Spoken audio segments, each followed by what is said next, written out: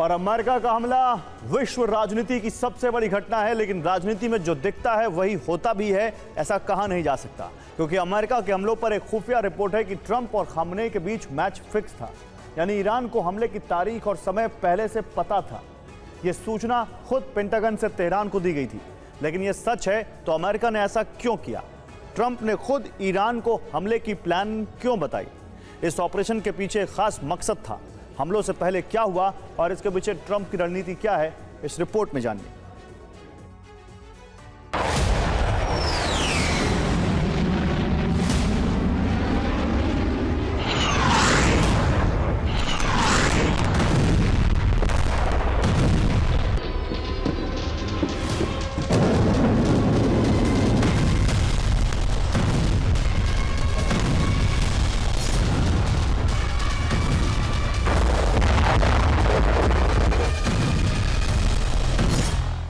जून का सूरज उगने से पहले जो खबर आई उसकी आशंका बहुत दिनों से अरब के आसमान पर मंडरा रही थी।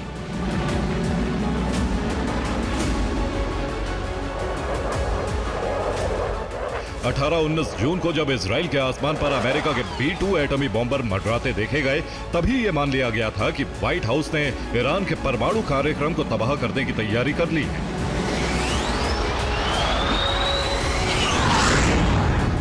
22 जून की सुबह ईरान के नतांज, इस्फहान और फोर्दो में धुएं के गुबार देखे गए और उससे पहले ही अमेरिका के राष्ट्रपति डोनाल्ड जे ट्रंप ने ईरान में धमाकों की खबर दी।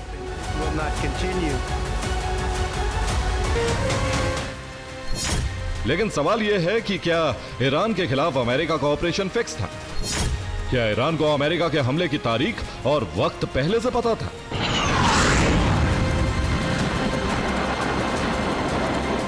यह आशंका जताई जा रही है। अरब मीडिया हाउसेस ने अमेरिकी मीडिया के हवाले से इस पर रिपोर्ट जारी की। रिपोर्ट है कि वॉशिंगटन ने पहले ही तेहरान को हमले की सूचना दे दी थी। नाम छिपाने की शर्त पर एक ईरानी अधिकारी ने यह जानकारी दी है। अधिकारी के मुताबिक 21 जून को टीम ट्रंप ने तेहरान को संदेश भेजा था। ट्रंप ने संदेश भिजवाया था कि अमेरिका युद्ध नहीं चाहता है, केवल फोर्दो, इस्फहान और नतांज यूरेनियम एनरिचमेंट साइट पर हमले किए जाएंगे। ईरान का दावा है कि सूचना मिलते ही ईरान हमलों के लिए तैयार था।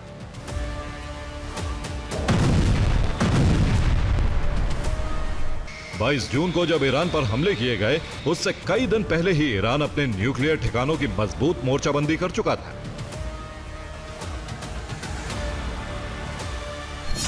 यह तस्वीर 21 जून 2025 की है। सैटेलाइट से ली गई इस तस्वीर में फोर्दो यूरेनियम एनरिचमेंट साइट का प्रवेश द्वार दिखाया गया है, जिस पर ईरान ने हैवी मेटल का कवर लगा दिया है।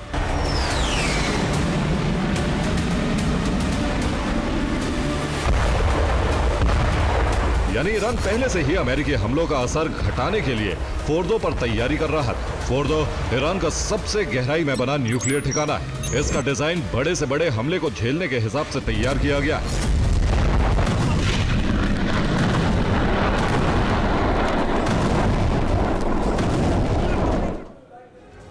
तो ये फोर्दो के अंडरग्राउंड यूरेनियम एनरिचमेंट सेंटर का मॉडल है, जो पहाड़ के 90 मीटर नीचे बना है। इसके अंदर जाने के लिए 2 प्रवेश द्वार बनाए गए हैं, जो दोनों ओर नजर आ रहे हैं। इनसे अंदर जाने के बाद गहराई में बने सुरंग के मुख्य प्रवेश तक पहुंचा जाता है।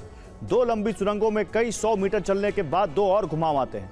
इसके बाद मुख्य स्ट्रक्चर की तरफ जाने का रास्ता आता है। यहाँ से फोर्दो का सबसे अहम एरिया शुरू होता है। यहाँ बीच में एक वेंटिलेशन शाफ्ट बनाई गई है, जो ऑक्सीजन सप्लाई करती है। स्ट्रक्चर में सबसे पीछे सेंट्रीफ्यूज कैस्केड लगाए गए हैं।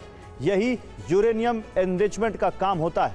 रिपोर्ट है कि 19-20 जून को फोर्दो न्यूक्लियर प्लांट में कई ट्रकों और हैवी मशीनरी की आवाजाही होती रही है। इन ट्रकों के जरिए एनरिच्ड यूरेनियम और अहम संसाधनों को फोर्दो से बाहर निकाला गया है। इसके सैटेलाइट सबूत भी सामने आए।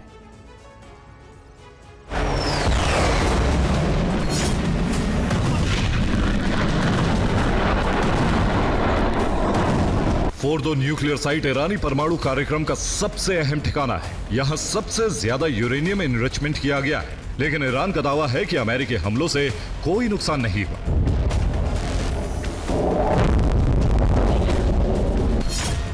यह तस्वीर 19 जून की है।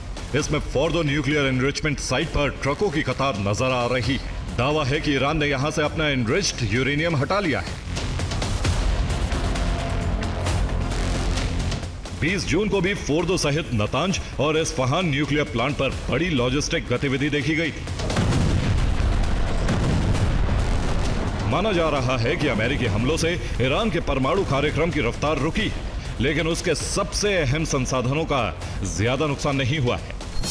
19 और 20 जून को नतांज, इस्फहान, फोर्दो पर बड़ी हलचल देखी गई। तीनों न्यूक्लियर ठिकानों पर 16 से 20 ट्रक देखे गए। इनके साथ कुछ ग्राउंड मूविंग हैवी मशीनरी भी देखी गई। कुछ घंटे बाद ट्रक सभी ठिकानों से नॉर्थ वेस्ट की तरफ रवाना हो गए। ईरान के एक अधिकारी का दावा है कि तीनों न्यूक्लियर साइट से संवर्धित यूरेनियम निकाल लिया गया है। अमेरिका के हमलों से ईरानी परमाणु कार्यक्रम को बहुत बड़ी क्षति नहीं हुई है। हमलों से पहले संवर्धित यूरेनियम एक गुप्त ठिकाने पर भेज दिया गया था। मतलब यह है कि ट्रंप ने इजराइल को साधे रखने के लिए ईरान पर हमले भी कर दिए और ईरान को ज्यादा नुकसान भी नहीं हुआ। तो सवाल यह है कि इन हमलों से हुआ क्या? ईरान ने 400 किलोग्राम यूरेनियम को 66% तक संवर्धित कर लिया था। सबसे बड़ा संवर्धित यूरेनियम भंडार फोर्दो में था, जिसे निकाल लिया गया। फोर्दो में ईरान ने सैकड़ों नए IR-6 एडवांस सेंट्रीफ्यूज लगाए गए थे। माना जा रहा है कि हैवी मशीनरी के जरिए सेंट्रीफ्यूज कैस्केड भी निकाल लिए गए। अगर ऐसा है तो अमेरिकी हमलों से केवल अंडरग्राउंड इंफ्रास्ट्रक्चर आंशिक तौर पर तबाह हुआ होगा। यानी ईरान भी खुश, इजराइल भी संतुष्ट और अमेरिका जंग में उलझने से बच गया है। यानी न सांप मरा है न लाठी टूटी है। ईरान के पास संवर्धित यूरेनियम भी है और सेंट्रीफ्यूज के कैस्केड भी। अगर मैच फिक्स होने की रिपोर्ट 100% सही है तो आने वाले दिनों में ईरान फिर से परमाणु कार्यक्रम शुरू कर सकता है।